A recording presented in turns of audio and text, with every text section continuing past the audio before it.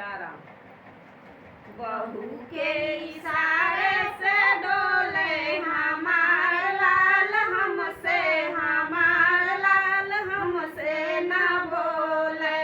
बहू के इशारे से डोले हमार लाल, हमसे हमार लाल हमसे न बोले।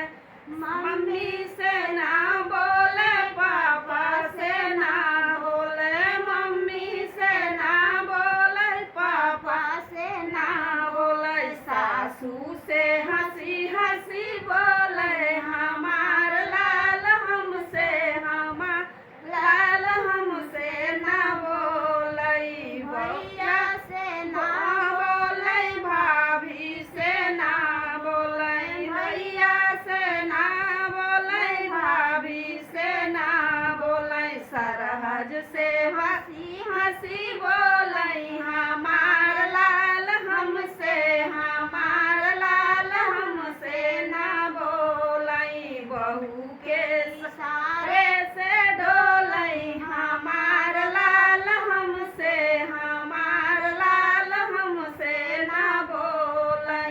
दीदी से ना बोले, जीजा से ना बोले, दीदी से ना बोले, जीजा से ना बोले। साली से हंसी हंसी बोले हमार लाल, हमसे हमार लाल हमसे ना बोले। बहू के